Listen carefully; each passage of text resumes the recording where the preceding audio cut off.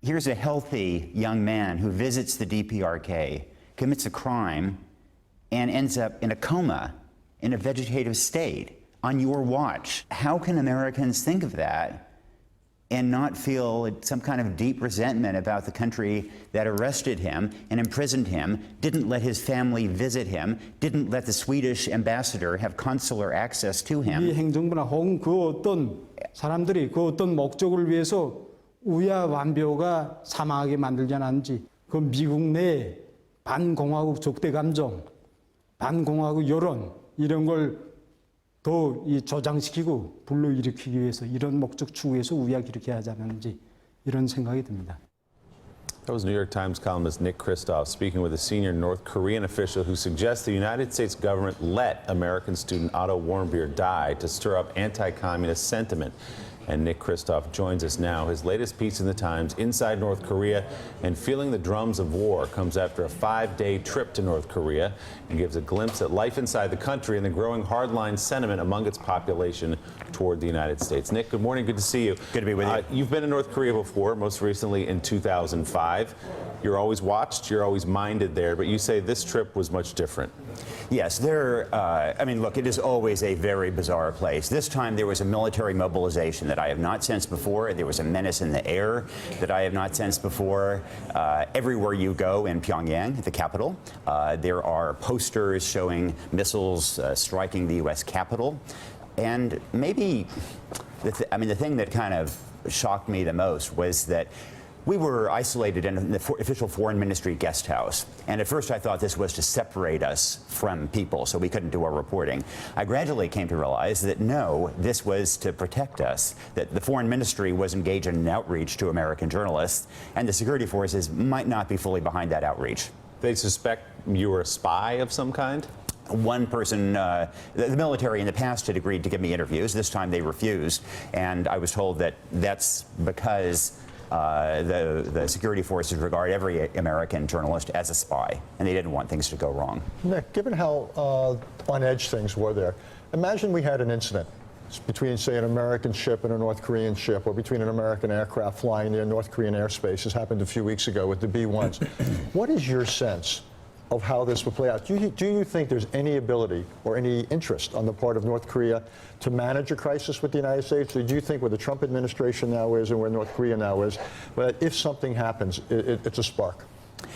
So I think that there are forces within North Korea who would like to manage a crisis, who understand the risks. I think that's why the foreign ministry is reaching out. But I think that the foreign ministry and the State Department in the U.S. are both, frankly, kind of marginalized by hardliners, and that hardliners are ascendant in each place, and that Kim Jong-un is leveraging President Trump's comments to back his own narrative, that he needs nuclear weapons for defensive reasons against those American imperialists who want to attack him.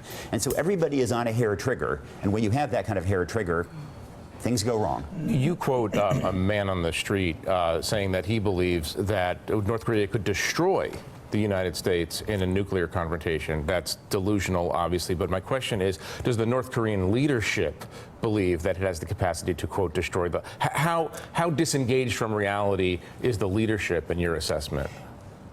That's very hard to know. And clearly, I think they're engaged in a certain amount of bluster Sure. and bluff that probably parallels what President Trump is engaging in. But it's also clear that they are steeped in a narrative in which they have repeatedly defeated the U.S. Their narrative, and they went through the History Museum there that shows the U.S. attacking North Korea to start the Korean War, then North Korea defeats them, no mention of Chinese help. Repeatedly after that, confrontations, North Korea outmaneuvers the U.S. And one challenge globally is that dictators come to believe their own propaganda. And so it seems to me indeed plausible that they may believe these astonishing things that they tell me about, yes, that they can not only survive a nuclear clash with the U.S., but even triumph. Nick, you think that there need to be talks without any preconditions, and that would be controversial among some factions in the U.S. How do you see that path proceeding?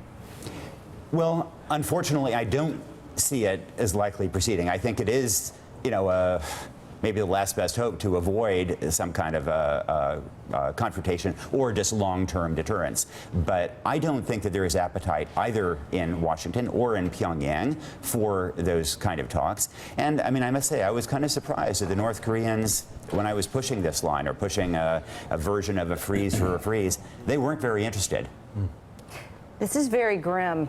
You do not seem optimistic remotely. I got to say, I came back from, I mean, I went to North Korea not feeling particularly optimistic. I came back really feeling that we are not going to be able to stop them, that talks, meaningful talks, some kind of a deal is not possible, and that nobody really wants a war, but we could well have one because of mismanagement. Joe? So, and that's what I wanted, Nick, that's what I wanted to ask you about. Donald Trump obviously confronting the North Koreans in a way that even the top Republican in the U.S. Senate on foreign policy says could lead to World War III. From your unique vantage point of obviously reporting on Donald Trump every day and doing what we do every day, but then going to North Korea and getting a unique perspective, how do you look at Donald Trump's tweets? How do you look at his words? How do you look at his insults, his petty attacks differently after coming back from North Korea? How could this feed into a war that, if not was World War III, could still end with the death of hundreds of thousands of Americans and hundreds of thousands of South Koreans? Well, Joe, I think that he is trying to intimidate the North Koreans and aims to get them to pull back. I don't think that's going to happen. And in fact, I think it's counterproductive. This is their turf of these kind of threats. And it does play into their narrative. This gives them legitimacy to pursue the kind of nuclear policies that they are pursuing, and puts us all on the edge of a cataclysm. Any signs that the sanctions are really making an appreciable difference? Yeah, I'd say that the sanctions are making a difference. Gas prices have approximately doubled. There are power outages all the time, even in Pyongyang, the capital. Half the day they have no power.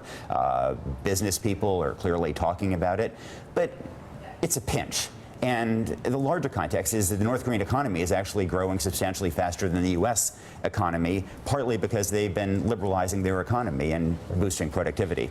Nick Kristof, thank you for your reporting on this, for sharing it with us. You can read his full account, and you should, of his time inside North Korea online at NewYorkTimes.com. And Jeff, thanks for checking out MSNBC on YouTube, and make sure you subscribe to stay up to date on the day's biggest stories. And you can click on any of the videos around us to watch more from Morning Joe and MSNBC. Thanks so much for watching.